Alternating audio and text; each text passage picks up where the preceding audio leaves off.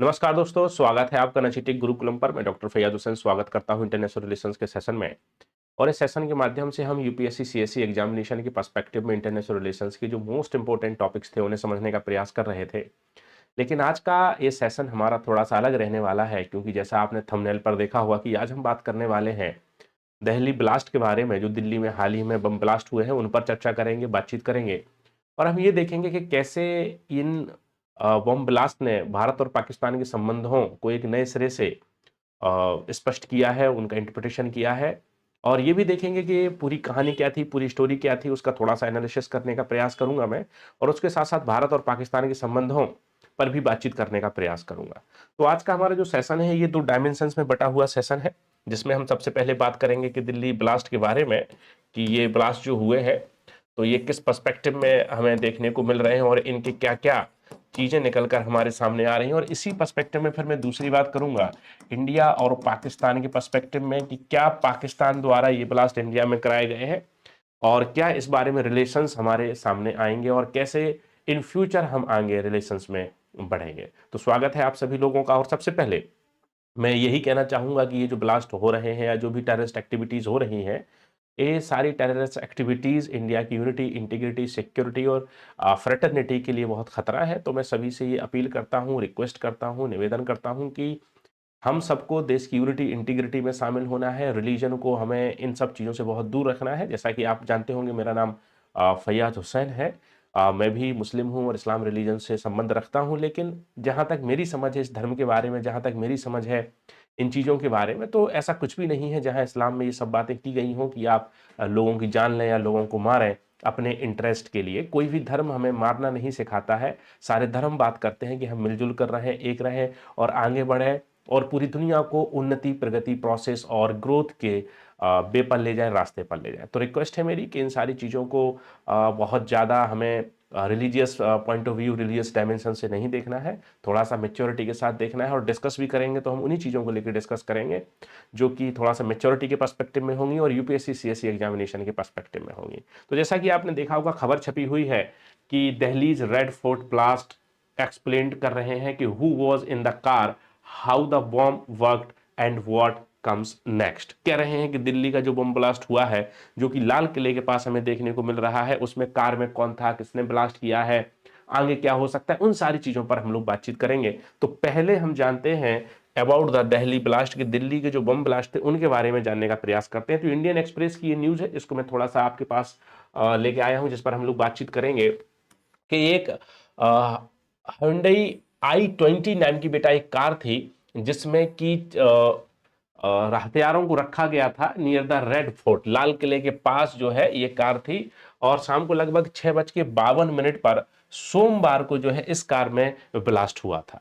क्या हुआ था बेटा? सोमवार को जो है इस कार में ब्लास्ट हुआ था। और ब्लास्ट जब हुआ है तो इसमें किलिंग एट लीस्ट 12 पीपल, कह रहे हैं कि 12 लोगों के इसमें मारे जाने की खबर आ रही है। Investigators are treating the incident as a terrorist strike. और ये क्लियर है कि भारत की सरकार ने और हमारी जो इन्वेस्टिगेटिंग एजेंसी है एनआईए ने, उन्होंने इसको क्लियरली एक टेररिस्ट स्ट्राइक के तौर पर बताया है, एक आतंकवादी घटना के तौर पर बताया। तो अभी तो मैं देख रहा था कि बीच बीच में थोड़ी सी ये भी खराब खबर निकल कर आ रही थी, क्या इसे हम एक टेररिस्ट एक्टिविटी मानेंगे या फिर कार में हुआ केवल एक धमाका मानेंगे, या फिर कार के गर्म होने से कहीं विभिन्न प्रकार के रीजन से कार में जो है धमाका हो गया है। तो हमारी एजेंसी ने, हमारे मंत्रालय ने, भारत सरकार ने स्पष्ट रूप से कहा है कि दिल्ली के रेड फोर्ट पर जो ब्लास्ट हुआ है वह ब्लास्ट एक टेररिस्ट एक्टिविटी है।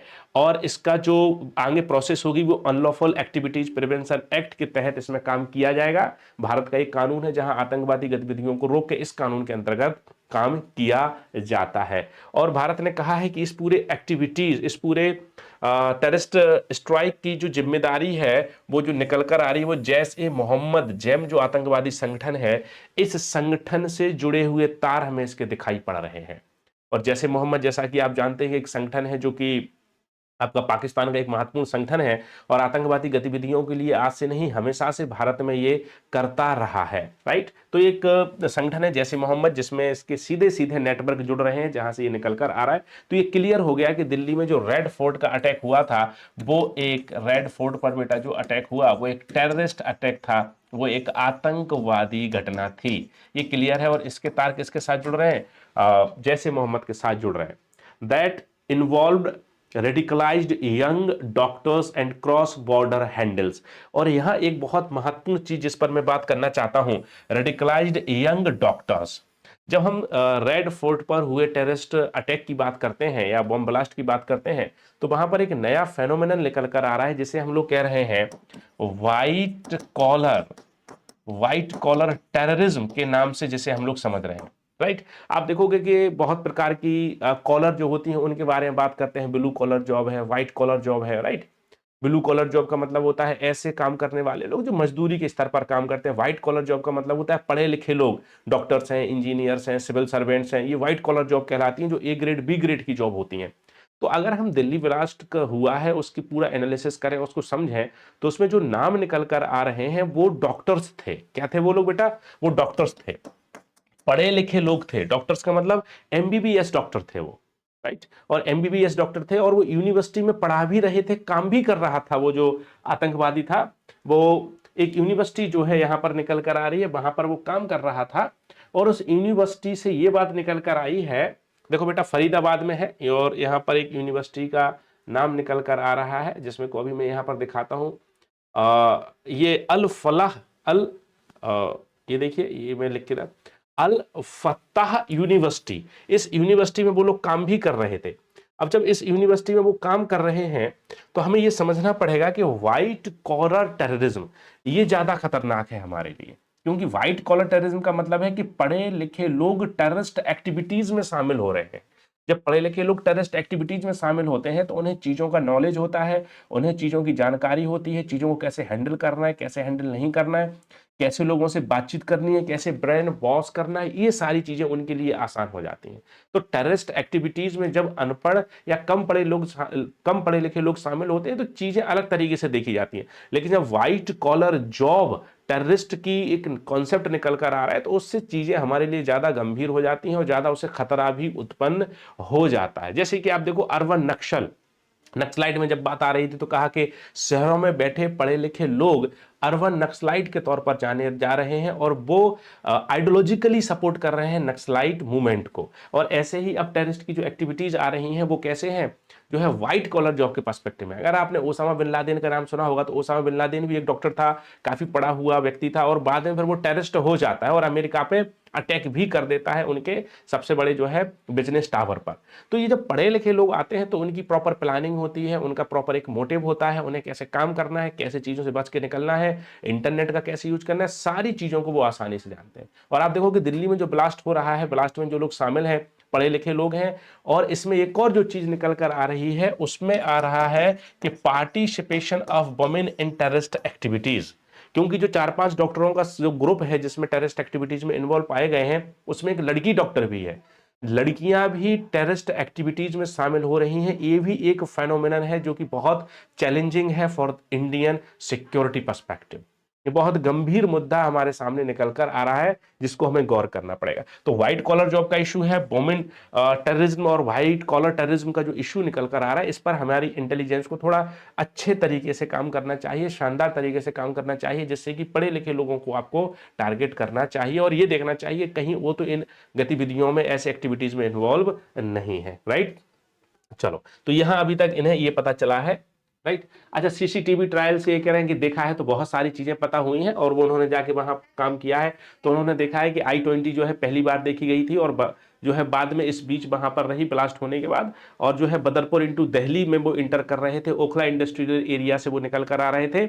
और इसमें जो एक नाम निकल कर आया है डॉक्टर उमर उन नवी, जो है ये बड़ा खतरनाक एक कहते हैं कि फेनोमेनन इमर्ज कर रहा है। देखो, डॉक्टर है उमर उन नवी, मतलब ये जो व्यक्ति है ये पूरे इस एक्टिविटीज का, इस पूरे मूवमेंट का जो है कि सूत्रधार था। इसने पूरा प्लानिंग किया, पढ़ा लिखा व्यक्ति था, और पढ़ा लिखा व्यक्ति होने के साथ इन्होंने आरडीएक्स का प्रयोग नहीं किया, अमोनियम नाइट्रेट का इन्होंने यूज किया है। और अमोनियम नाइट्रेट का यूज करना जो है आसान होता है, क्योंकि जो भी हम अपने खेतों में खाद डालते हैं, अमोनियम नाइट्रेट है ना, नाइट्रोजन है, पोटेशियम है, वो उसी सबसे आसानी से उपलब्ध मार्केट में हो जाता है, और उतनी आसानी से चीजें आपको मिल भी जाती हैं, क्योंकि आप किसान हैं, आप खाद खरीदने के लिए जो है मार्केट में जा रहे हैं, तो आराम से आपको जो खाद मिल जाती है। उन्होंने उस अमोनियम नाइट्रेट के माध्यम से जो है ब्लास्ट किया, और लगभग 60 क्विंटल जो है अमोनियम नाइट्रेट का प्रयोग करके इन्होंने जो है ये ब्लास्ट किया। ये तो गंभीर चीज है ये अपने आप में, क्योंकि मैं बार बार कह रहा हूं कि जब व्हाइट कॉलर जॉब यहां पर निकल कर आ रही है तो वो हमारे लिए चैलेंजिंग हो जाती है, राइट।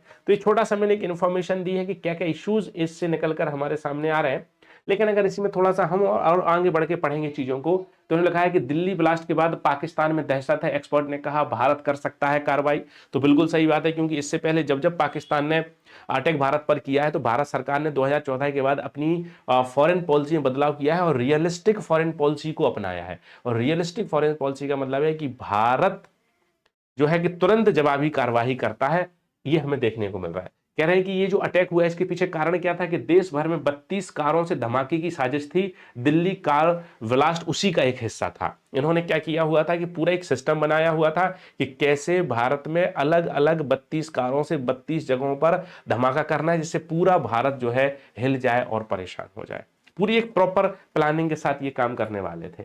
और इसमें एक और खबर जो यहां पर आई है कि ये यूनिवर्सिटी है। अब सोचो आप कि किसी यूनिवर्सिटी में पढ़ने वाले डॉक्टर या किसी यूनिवर्सिटी में पढ़ाने वाले डॉक्टर ऐसी एक्टिविटीज में इन्वॉल्व होते हैं, तो फिर ऐसे ये पूरा सिस्टम हमारा जो है क्वेश्चन मार्क हो जाता है एजुकेशन सिस्टम पर। क्योंकि आखिर इतने पढ़ने लिखने के बाद लोग कैसे इन चीजों में इन्वॉल्व हो जा रहे हैं, ये दिखाता है कि केवल यूनिवर्सिटीज में पढ़ लेने से, केवल कोई डिग्री ले लेने से चीजें नहीं बदलती हैं। जरूरी है कि परिवार में आपकी परवरिश कैसी हो रही है, ये बहुत मोस्ट इंपॉर्टेंट बेटा यहां पर हो जाता है। तो इसको थोड़ा सा हमें समझना पड़ेगा, राइट। अच्छा, अब यहां पर एक बेसिक सा क्वेश्चन निकल कर आ रहा है कि जो ब्लास्ट हुआ है इसमें पाकिस्तान का रोल क्या है, क्या पाकिस्तान का रोल यहां हो सकता है। तो जैसे भी मैंने कहा कि हमारी इंटेलिजेंस ने क्लियर किया है कि जैश-ए-मोहम्मद नाम का जो ऑर्गेनाइजेशन है, जो टेररिस्ट ऑर्गेनाइजेशन है, उसने इस अटैक को कराने में महत्वपूर्ण रोल प्ले किया है, इंपॉर्टेंट रोल प्ले किया है। क्योंकि जब पूरा इंफॉर्मेशन हमारे एनआईए टीम द्वारा निकाला गया तो पाया गया कि इसके कनेक्शन किसके साथ जुड़ रहे हैं, जो है जैश-ए-मोहम्मद के साथ जुड़ रहे हैं। क्योंकि जब ये अटैक हुआ तो उसके बाद उसमें शामिल जो लोग थे उनके घर पर जाकर पूछताछ की गई, उनके हॉस्टल्स में जाके पूछताछ की गई, उनके ऑफिस में जाके पूछताछ की गई, उनकी यूनिवर्सिटीज में जाके पूछताछ की गई। तो बहुत सारी ऐसी चीजें निकल कर आई हैं जिसके आधार पर हमारी इंटेलिजेंस एजेंसीज ने कहा है कि जैसे मोहम्मद के साथ इनके कनेक्शन मिल रहे हैं। अब सवाल यह है कि पाकिस्तान के द्वारा स्टेट स्पॉन्सर्ड जो टेररिज्म है भारत में, स्टेट स्पॉन्सर्ड टेररिज्म जो है, ये आज से नहीं, ये बहुत पुराना फेनोमेनन है, बहुत पुरानी एक कहानी है। आप देखो कि भारत और पाकिस्तान के संबंधों में खटास का जो सबसे बड़ा लॉजिक है, सबसे बड़ा जो रीजन है, कारण है, वो क्या है, पाकिस्तान द्वारा प्रायोजित आतंकवाद है ना। पाकिस्तान के राज्य द्वारा राज्य प्रायोजित आतंकवाद। आप देखो कि जब पाकिस्तान अलग हो रहा है तो पाकिस्तान 1947 में अलग हो रहा है, और पहली बार अटैक जो है हम पर 1948 में ही कर दिया गया। और उसके बाद अगर 2025 तक हम बात करें तो ऐसे अनेक इंसिडेंट हमें देखने को मिलते हैं, चाहे संसद पर हमला हो, है ना, चाहे मुंबई अटैक हो हमारा, चाहे पुलवामा हो, पठानकोट हो, पहलगाम हो। ऐसे अनेक इंसिडेंट हैं जहां पर क्लियरली पाकिस्तान का इन्वॉल्वमेंट वहां पर देखा गया है, क्लियरली पाकिस्तान की भागीदारी उसमें देखी गई है। और हमने हजारों बार जो है भारत की इंटेलिजेंस एजेंसीज ने यूनाइटेड नेशन में पाकिस्तान के अगेंस्ट विद प्रूफ डॉक्यूमेंट हमने रखे हैं कि पाकिस्तान जो है इन्वॉल्व है टेररिस्ट एक्टिविटीज इन इंडिया, और हमने उसको प्रूफ भी कर दिया है। और इस घटना में भी हमने ये बताया है कि पाकिस्तान सीधा सीधा इस घटना के पीछे है। बट पाकिस्तान हमेशा से इस बात को नकारता रहा है। पाकिस्तान ने कहा है कि भारत जो है कि हम मुझ पर झूठे आरोप लगाता है, भारत के पास जो भी एविडेंस है वो ठीक नहीं है। लेकिन भारत ने कहा है कि मेरे पास ऐसे एविडेंस है और भारत के पास ऐसे एविडेंस रहे भी। लेकिन यहां पर एक और महत्वपूर्ण बात निकल कर आ रही है कि जब भारत में ये अटैक हो रहा है तो वहीं हमें ये भी देखने को मिल रहा है कि पाकिस्तान में भी एक कार में ब्लास्ट हो रहा है। आप समझो जरा ध्यान से बात को, कि भारत में अटैक हुआ और वहीं जो है पाकिस्तान में भी अटैक हुआ, और भारत की राजधानी में भी अटैक हुआ, कार से ब्लास्ट हुआ, वहीं पाकिस्तान की राजधानी में हाई कोर्ट के सामने जो है कार से ब्लास्ट हो जा रहा है। तो आप देखोगे कि पैटर्न है कि इंडिया में ब्लास्ट हो रहा है, फिर पाकिस्तान में ब्लास्ट हो रहा है। क्या इसका मतलब यह है कि पाकिस्तान जानबूझ के जो है भारत में भी ब्लास्ट करा रहा है और पाकिस्तान में भी करा रहा है, जिससे कि अगर भारत पाकिस्तान पर यह आरोप लगाता है कि पाकिस्तान का इन्वॉल्वमेंट है इन टेररिस्ट एक्टिविटीज इन इंडिया, तो पाकिस्तान भी ये कह सकता है कि हमारे यहां भी तो ब्लास्ट हो रहा है, तो who is responsible for the this particular blast in Pakistan, तो उसके लिए कौन रिस्पॉन्सिबल है। तो पाकिस्तान किस पर हम डाल देगी बात, पाकिस्तान की सरकार जो है इंडिया पर ये वाली बात डाल देंगे। तो आप देखो कि प्रॉपर एक चैनल के तरीके से काम हो रहा है, और चैनल के तरीके से कैसे काम हो रहा है कि भारत में ब्लास्ट हुआ तो पाकिस्तान में भी हुआ, कि भारत अगर ये आर्गुमेंट रखता है तो पाकिस्तान भी जो है आर्गुमेंट रखेगा कि हमारे यहाँ जो ब्लास्ट हुआ है उसके लिए रिस्पॉन्सिबल कौन है। लेकिन पूरी दुनिया जानती है, इसमें कुछ भी ऐसा नहीं है जो छुपा हुआ हो, कि पाकिस्तान एक ऐसा देश है जो आतंकवादियों का अड्डा बना हुआ है। चाहे हाफिज सईद की बात हो जाए, चाहे अलकायदा की बात हो जाए, चाहे जैसे मोहम्मद की बात हो जाए, चाहे तालिबान के जो महत्वपूर्ण आतंकवादी था ओसामा बिन लादेन, उसके छुपने की बात हो जाए, वो सब कहाँ मिला, पाकिस्तान में ही मिला है। तो ये सारे जो एरिया, अच्छा चाहे हमारा जो एक व्यक्ति है डॉन जो है, जिसको डी कंपनी बोलते हैं, दाऊद, वो भी पाकिस्तान में छुपा हुआ है, उसकी खबरें भी वहां पर निकल कर आ रही। तो ये ऐसी बातें हैं जो पूरी दुनिया से छुपी हुई नहीं है, और इन्हीं भारत के आधारों पर यूनाइटेड नेशन सिक्योरिटी काउंसिल ने कई बार पाकिस्तान को फटकार लगाई है ना। और जो फाइनेंशियल एक्शन टास्क फोर्स है जो बेटा FATF, उसमें भी पाकिस्तान को जो है कि कई बार फटकार लगाई गई है, और पाकिस्तान की रैंक उसमें भी लगातार गिरती जा रही है ना। फाइनेंशियल एक्शन टास्क फोर्स जो इस गठन किया गया इस ऑर्गेनाइजेशन का, इसका उद्देश्य यही है कि आतंकवाद और मनी लॉन्ड्रिंग से जो चीजें पैसे निकल कर आते हैं उसको रोका जाए। तो पाकिस्तान को इसमें ग्रे लिस्ट में शामिल कर दिया गया है, और पाकिस्तान बहुत पीछे जो है ब्लैक लिस्ट में था, फिर धीरे धीरे वो है बाद में ग्रे लिस्ट में है, और भारत के कहने पर जो है पाकिस्तान पुनः जो है कहा जा सकता है बेटा, ब्लैक लिस्टेड हो सकता है यहाँ पर। और यूनाइटेड नेशन ने भी ऐसे अनेकों रेजोल्यूशन पास किए हैं जहां पाकिस्तान के अनेक व्यक्तियों को आतंकवादी घोषित किया गया है, पाकिस्तान में पाए जाने वाले अनेक संगठनों को आतंकवादी संगठन घोषित किया गया है, और पाकिस्तान के संदर्भ में ऐसे रेजोल्यूशंस हैं जो पाकिस्तान के अनेक लोग जो पाकिस्तान में ही रह रहे हैं उन्हें आतंकवादी घोषित किया गया। ये सब किसके प्रयासों से हुआ है, ये सब भारत के प्रयासों से हुआ है, और भारत ने विद प्रूफ ये बात अपनी वहां पर रखी हुई है। तो ये कोई इसमें दो राय नहीं है कि पाकिस्तान का स्टेट स्पॉन्सर्ड टेररिज्म इंडिया की यूनिटी, इंटीग्रिटी और सिक्योरिटी एंड सॉवरेनिटी के लिए प्रॉपर चैलेंज बना हुआ है, एक खतरा बना हुआ है। अब इसमें सवाल यह है कि हम इसमें क्या कर सकते हैं, इसमें हम कैसे चीजों को आगे लेकर बढ़ सकते हैं, वो क्या वे फॉरवर्ड होना चाहिए जिससे कि हम इन चीजों को थोड़ा सा पाकिस्तान को काउंटर कर पाए। तो इसके लिए भारत को क्या करना चाहिए, इसके लिए भारत को सबसे पहले जो जरूरी है वो है कि इंटरनेशनल प्लेटफॉर्म्स पर पाकिस्तान के खिलाफ विद प्रूफ जो है चीजों को रखा जाए, और बताया जाए कि भारत में होने वाली जो टेररिस्ट एक्टिविटीज हैं उसके लिए पाकिस्तान रिस्पॉन्सिबल है। इसके लिए अनेक जो है इंटरनेशनल ऑर्गेनाइजेशंस का हम यूज कर सकते हैं, यूनाइटेड नेशन का यूज कर सकते हैं, IMF का कर सकते हैं, वर्ल्ड बैंक का कर सकते हैं, WTO तक का भी कर सकते हैं, संघाई कोऑपरेशन ऑर्गेनाइजेशन का भी कर सकते हैं। जहां पाकिस्तान मेंबर है वहां भारत अपनी बात रख सकता है, और वोटिंग के माध्यम से पाकिस्तान को ही टेररिस्ट कंट्री हम घोषित करा सकते हैं। भारत के पास इतना पावर है, ग्लोबली भारत के पास इतना पावर है। तो एक जो है कि ग्लोबल जो इंस्टीट्यूशंस हैं उनमें पाकिस्तान की छवि को हम धूमिल कर सकते हैं, एक ये तरीका हो सकता है। और एक तरीका क्या हो सकता है, एक तरीका हो सकता है कि हम अपनी बाउंड्रीज को बहुत प्रॉपर तरीके से सिक्योर करें। क्या करें, बाउंड्रीज को प्रॉपर तरीके से सिक्योर करें। और बाउंड्रीज को सिक्योर करने का मतलब है कि अपनी इंटेलिजेंस एजेंसीज हैं उन्हें ऑटोनोमस थोड़ा सा बनाएं, उन्हें थोड़ा सा पावर दें, उन्हें थोड़ा सा मनी दें, जिससे कि वो ज़्यादा अच्छे से काम कर सकें। और इसमें भी सबसे ज़्यादा जरूरी है कि अगर कोई इनपुट आता है तो उस इनपुट में प्रॉपर तरीके से इंप्लीमेंट किया जाना चाहिए। और इसमें एक चीज़ और हो सकती है कि जो माइनॉरिटीज़ ग्रुप हैं, जैसे कि मुस्लिम माइनॉरिटी ग्रुप इंडिया में है, तो मुस्लिम माइनॉरिटी ग्रुप के साथ जो अगर डेप्रिवेशन जैसी कोई बात वो कह रहे हैं तो हमें उनकी बात सुननी चाहिए।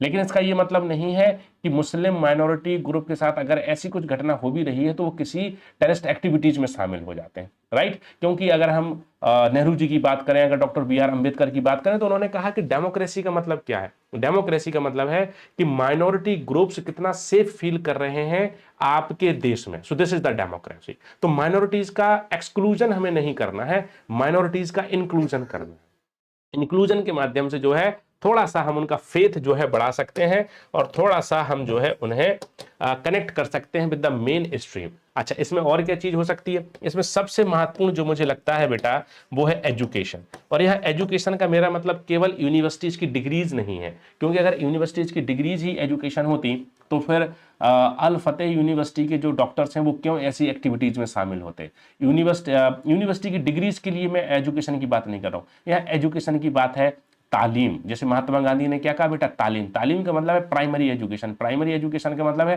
Role of the family. Family क्या कह रही है, क्योंकि बच्चा जब बड़ा हो रहा है तो उसके दिमाग में जो बातें डाली जा रही हैं वो बातें सबसे महत्वपूर्ण है। तो मैं एक मुस्लिम होने के नाते, मेरा नाम फैयाज हुसैन है, एक मुस्लिम होने के नाते ये मेरी रिक्वेस्ट है to all the Muslims of India कि आप अपने बच्चों में प्लीज प्लीज प्लीज देशभक्ति का एक इनपुट जरूर डालिए। जब वो बड़े हो रहे हैं तो उन्हें बताइए that you are the citizen of India and you have many fundamental rights in India by the constitution of India. तो हमें भारत के संविधान, भारत की डेमोक्रेसी, भारत की डेमोक्रेटिक वैल्यूज, भारत के डेमोक्रेटिक पॉलिटिकल सिस्टम में बिलीफ बनाना होगा। हम अपने बच्चों को ऐसी बातें सिखा सकते हैं जिससे कि आगे वो इन रास्तों पर ना चलें और आगे इन रास्तों पर ना बढ़े। So this is the responsibility of the government to prevent terrorist activities in India. Yes, बिल्कुल करेक्ट है। And this is the responsibility of the intelligence agencies to prevent terrorist activities in India. Yes, बिल्कुल है। But this is the duty of every citizen of India और specifically Muslim community in India कि आप भी इसमें अपना contribution दें, आप भी इसमें अपना योगदान दें और अपने बच्चों को बचपन से ही ये सिखाएं कि हमें अपने देश के लिए जीना है, अपने देश के लिए काम करना है, अपने देश की ग्रोथ और प्रोग्रेस में हमें कंट्रीब्यूशन देना है। India is our country, so we love our country. ये थोड़ा सा आपको करना पड़ेगा, ये करना ही पड़ेगा। मेरी बात समझ आ रही है? ये नहीं करेंगे तो चीजें फिर ठीक नहीं होंगी। तो इस पूरी सिचुएशन के माध्यम से मैंने आपको यही समझाने का प्रयास किया है कि कैसे ये एक्टिविटी इंडिया में हुई है और क्या क्या फैक्टर रिस्पॉन्सिबल थे और कैसे पाकिस्तान का इसमें इन्वॉल्वमेंट है और कैसे हम आगे इससे बच सकते हैं। तो आई होप आपने मेरी बात को समझा होगा, सुना होगा, और अगर आपको लगता है कि मेरी बात ठीक है तो प्लीज कमेंट करके मुझे बताइए कि क्या मैंने बात सही कही है या नहीं कही है। मेरे साथ आज जुड़ने के लिए बहुत बहुत धन्यवाद, बहुत बहुत आभार। मैं फिर से कड़े शब्दों में निंदा करता हूं इस पूरी घटना की, और जो लोग भी डायरेक्टली और इनडायरेक्टली इसका समर्थन कर रहे हैं मैं उन सब की भी निंदा करता हूं। मिलते हैं नए सेशन में, तब तक के लिए नमस्कार, टाटा, बाय बाय।